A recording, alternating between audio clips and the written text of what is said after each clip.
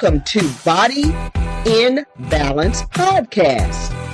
I am your host, Charlotte Johnson, the certified licensed physician assistant, sent here to kick some knowledge your way once a week for the purpose of educating, informing, and enlightening this audience concerning physical, spiritual, and emotional aspects of our bodies in relation to our Creator, the one, the only, the true and living God.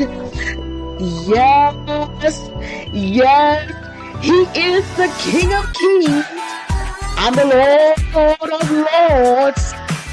Let us give it up for Yahweh.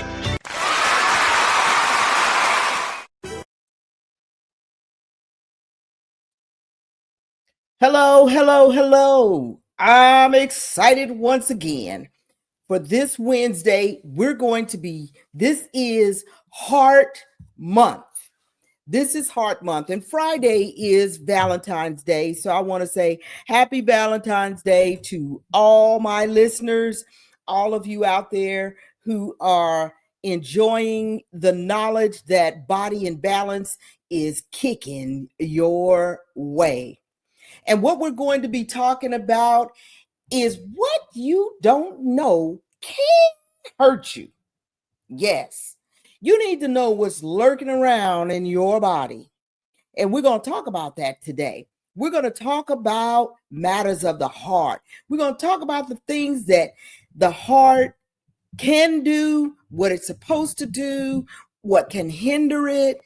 What is a heart attack? Oh man, I've got a lot of stuff, a lot of knowledge that I want to share with you on today on what you don't know can hurt you. So let's get started. We are going to move to our next slide and let's talk about what the agenda is going to be. Today, we're going to be talking about number one, how the blood flows through the heart, how all of the blood flows through the heart. Number two, we're going to talk about the cholesterol and what its function is in your body. Not all cholesterol is bad. I know that a lot of people think there's good cholesterol and there's bad cholesterol. Well, we're going to talk about both of those, how it can help and how it can be damaging. All right. Talk about high blood pressure and the damages that it can do to the heart. Some of the problems, I don't know if any of you have ever heard of something called congestive heart failure. Well, that comes from damage that's done to the heart from high blood pressure. The other thing is we're going to discuss is how blood pressure is controlled, medications. I want us to always be informed about what we are putting in our bodies. So I've got a video that I want to share with you all because it shows how the blood flows through the heart. And so that's very important because we're going to talk about some little points concerning this. So let me get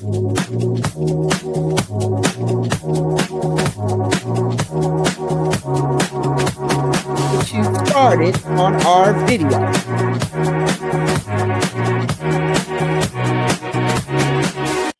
Veins are blood vessels containing blood flowing to the heart, while arteries have blood flowing from the heart.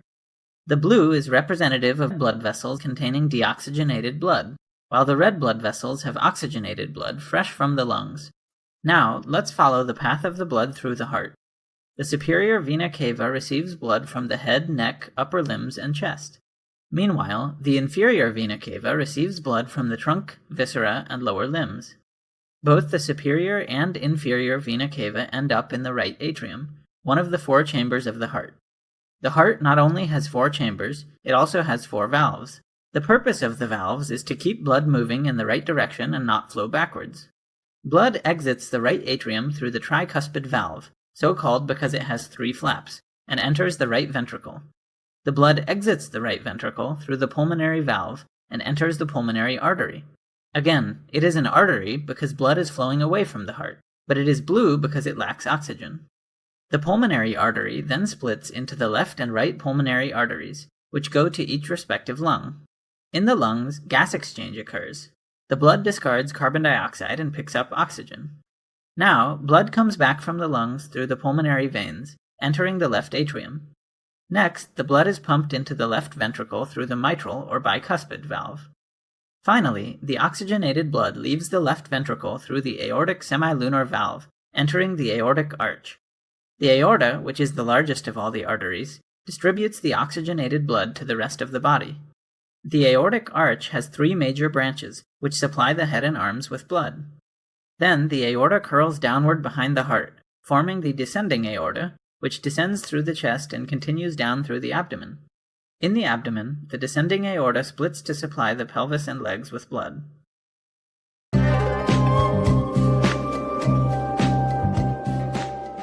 Want to give a shout out to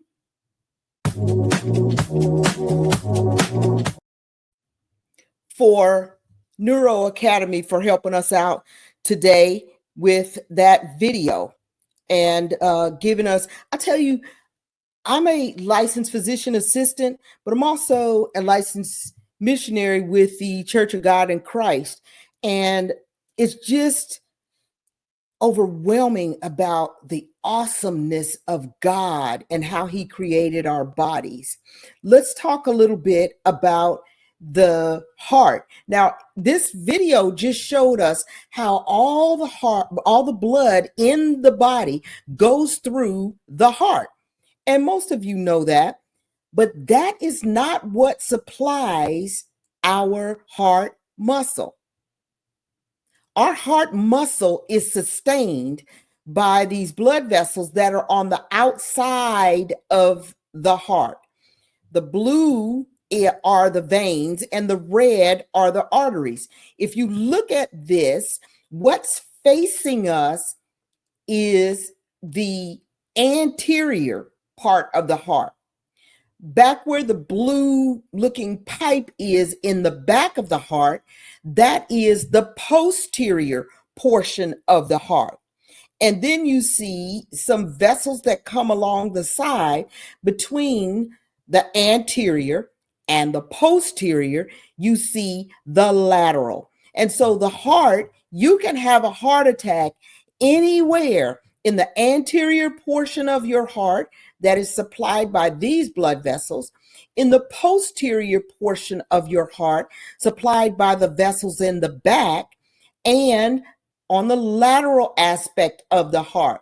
That's what an EKG tells a cardiologist. So although all the blood in our body flows through the heart and is oxygenated by the heart, because it goes through, or not exactly by the heart, but it's pumped out into the lungs to be oxygenated. Blue, or the veins, has the deoxygenated blood. That's why it appears to be blue. Red, like Valentine's, the red is blood that is oxygenated. That is the life-giving blood, the life-sustaining blood.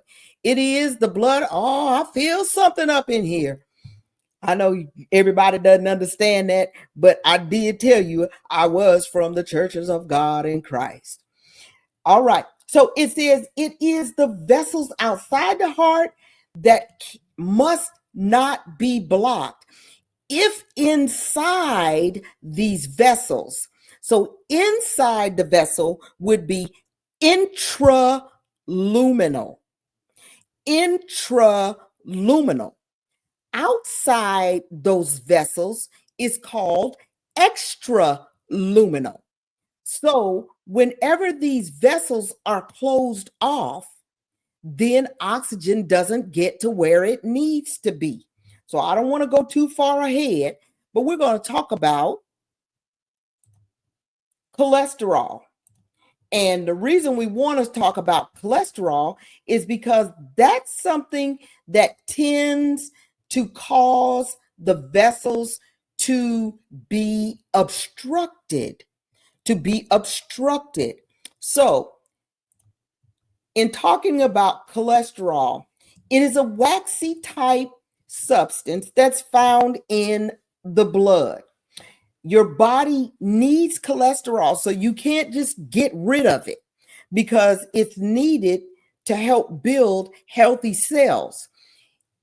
If you have high cholesterol, you've got to really divide out whether we have good, bad, or the non-cholesterol bad. So you have to find out exactly what we're looking at. So you could have a high number, but you could have a really high number of good cholesterol. That's not so bad. So high cholesterol causes blockage in the vessels. So this where you see that yellow, that's intraluminal. If you're at home, say that with me. Intraluminal. That's what can cause heart attacks and can cause strokes. Now, there are other ways that you can have strokes.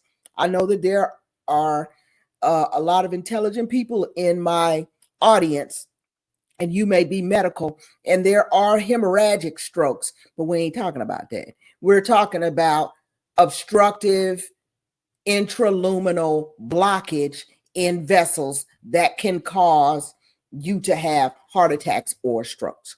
All right, let's move on. There is good cholesterol or bad cholesterol, as I've spoken of. So the good cholesterol is called 8, or you'll see it on your lab forms.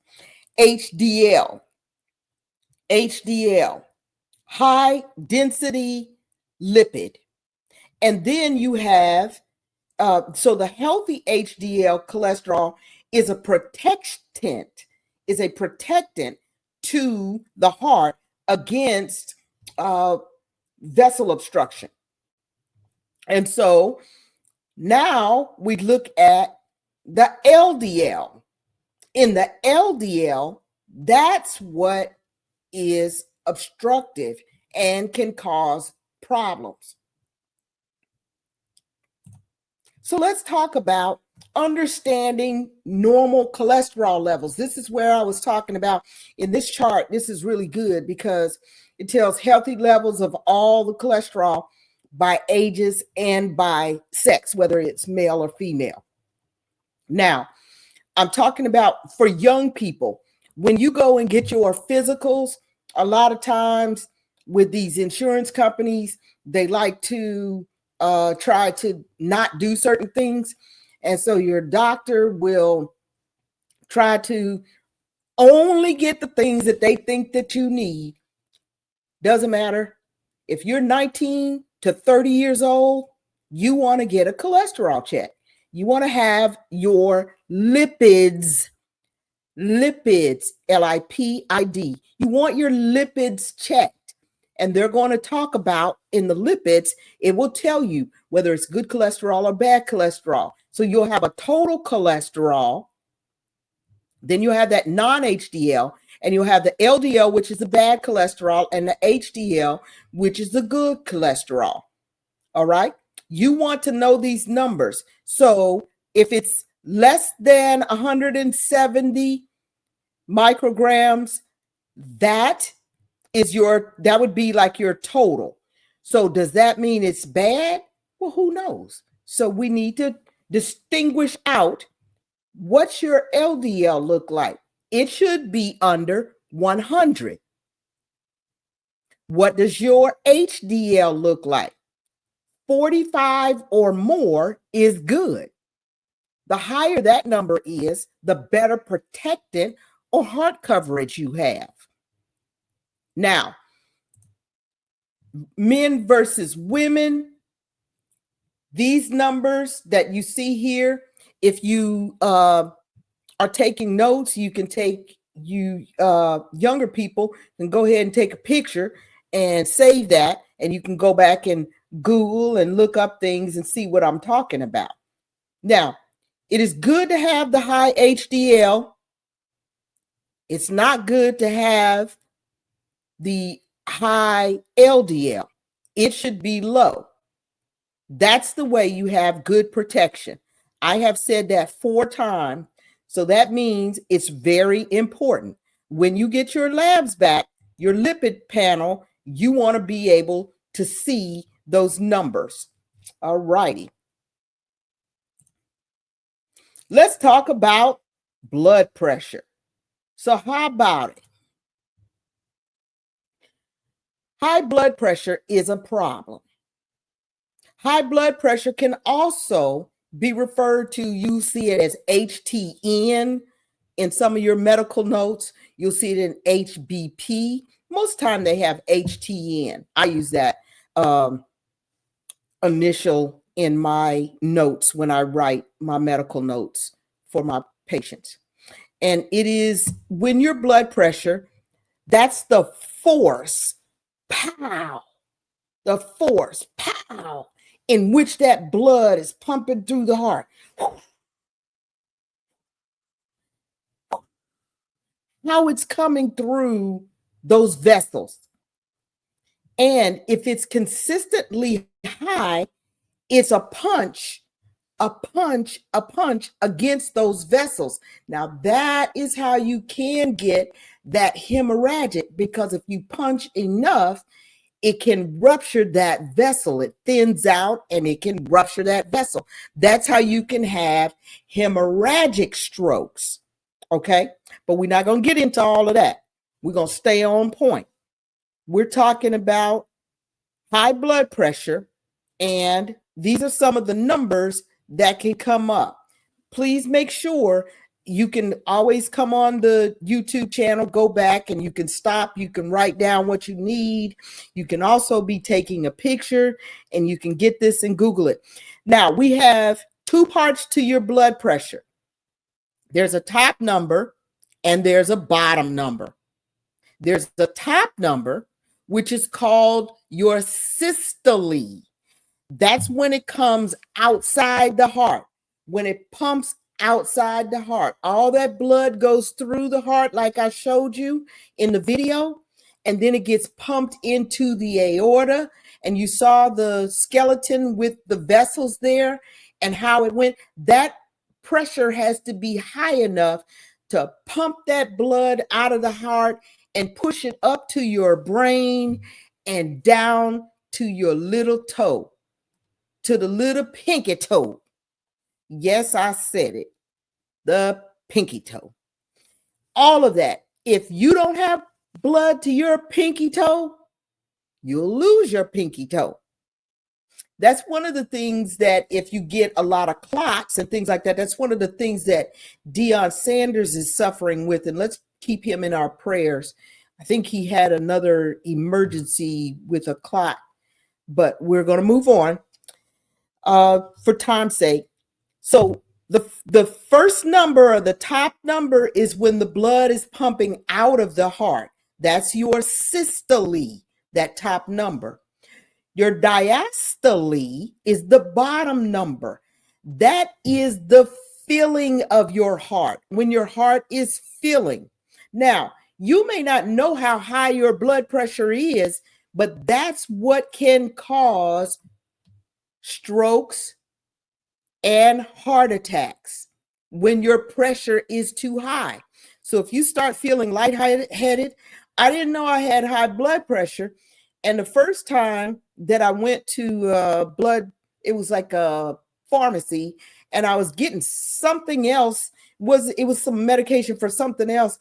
And I stuck my arm in the blood pressure cuff, and it said 180 over 110. And I told the man, something's wrong with your machine. It needs to be calibrated. And I got up and walked off. But a few days later, I started feeling like I was on an elevator and like I was landing at the bottom. Whew. I kept feeling like that. And I kept feeling lightheaded. And it was because I had high blood pressure and didn't know it. That is why they call it the silent killer. All right. So Thank God for salvation, because there's some things that we don't really have to deal with, because if you have given your life to the Lord and you have decided that you're going to try to live an upstanding life and you're going to work on understanding your body to be a temple, then you're not going to add a whole lot of salt to your diet. You're going to monitor the amount of sodium you intake and look at some of your labels and see what has elevated sodium levels. You're going to work on moving. We talked about moving and stretching and keeping our weight down by exercising. You're going to monitor inactivity. Watch alcohol. Now, not everybody has to do it. I'm not telling everybody to do it, but I have, as a vow to God, decided I'm not going to drink any alcohol. Now, I have just as good a time without it, but if you want to have a drink, I'm not advocating it, but I'm not saying don't stop not watching my show because I said don't drink no alcohol and you going to hell. No, I'm telling you that I don't do it. And I don't do it for a reason, because I've dedicated myself to God. Now, some people have genetics that just, it sets you up for high blood pressure. It's nothing you can do about that. You can't uh, control what family you were born in. Smoking, you don't have to smoke. So that's something. Now, I'm going to advocate that. Don't be smoking. You need to stop that, because that's just hurting you. You just giving all these rich people more money to buy bigger yachts, while you getting voted against having insurance and getting any help and all of that, and you killing yourself. So I wouldn't put that kind of chemical in my body. But low sodium or low calcium, low magnesium, and low potassium can cause high blood pressure. Stress can cause high blood pressure. So watching too much news and what's going on in the news and all of that kind of stuff and not getting enough sleep and worrying about this and that and your job, those kind of things can cause problems for you. Now let's talk about medications. We're going to do that real quick because I want to be done in just a few minutes. Medications for cholesterol and for blood pressure. Now, there are things called statins. Statins. They block the enzyme in the liver, which makes a lot of cholesterol. Now, you have to have cholesterol because it helps to make your cell walls, like I was saying. It helps to make your hormone level, whether it's estrogen, progesterone, or testosterone. It helps to make that, so you need it. Other medications that are taken is fish oil. Then there's one called niacin, and there's fibrates. All of these help you with controlling your blood pressure. Now, let me tell you something about niacin. If you take that, it gives you these weird hot flashes. So if you are taking niacin or you've been prescribed that, most times your doctor will tell you to take a 81 milligram aspirin to cut down on those hot flashes that niacin gives you. Okay. Fibrates tends to cut down on the triglycerides. High triglycerides is not good. Now, let's go over to, on the right hand side, you see hydrochlorothiazide or HCTZ. You may look at your blood pressure medicine and it says maybe lisinopril / HCTZ. That's two blood pressure medicines in one. One, lisinopril, is an ACE inhibitor, and that is a good protectant to the kidney. A good protectant to the kidney. Your HCTZ is a diuretic, so you may have to urinate or go to the bathroom a lot more with that one. You want to take it more so in the day. You also want to make sure you're drinking plenty of water. Now, beta blockers are good for those that have had heart attacks. It tends to slow your heart rate down. So if your doctor gives you that and you're under 40, 50, then you want to talk to them about that, because if you want to exercise, it kind of locks you in with your heart rate. So think about that before you do it. Calcium channel blockers are really good. Now, in African Americans, calcium channel blockers work very well. In the ACE inhibitors, let me say this, in African Americans, it works well, but it's not as good in lower doses. So when I have Caucasian patients, I could give them 5 milligrams to start out their blood pressure medication. But with African Americans, I have to start them out at 10 milligrams because a 10 milligram and a 5 milligram are synonymous. For African Americans, they need that 10 milligram. That's the lower dose that works best for us. Okay. That was just a little gee whiz information. Now, in conclusion, we're getting ready to wrap up. So in conclusion, point number 1, all the blood that flows through the heart, that does not supply the heart muscle. What does work at the heart muscle is the blood vessels on the outside of the heart. Point number 2, there is good and bad cholesterol. I gave you that several times. The LDL is the one that causes the plaques intraluminally. And number 3, definition for blood pressure, the parameters for it. Today, I'm going to give you that definition is 130 to 139. That's stage 1 hypertension. So you may or may not need to have any medication, but you would need to exercise, cut back on sodium and the like, and make sure you're drinking plenty of water. 140 over and higher, that's stage 2. Now, when you get to 180, like I told you I had, that higher number is critical. So this is the systole numbers. If your diastole number is greater than 90, that's considered high blood pressure also. Okay. So point number 4, there's 8 causes for elevated blood pressure: increased sodium, stress, alcohol use, smoking, obesity, inactivity, having low magnesium, calcium, and then just who your kin people are. Who is your family? Those things can make a difference. So I want to let you know that this is Heart Month. Watch your heart, guard your heart, do the things that I've asked you to do. Exercise, get good rest, watch out for the amount of sodium, and do some of these other things. Hopefully this has been a blessing to you and it's been a help to you, and you have learned something about your life. I pray this has been a blessing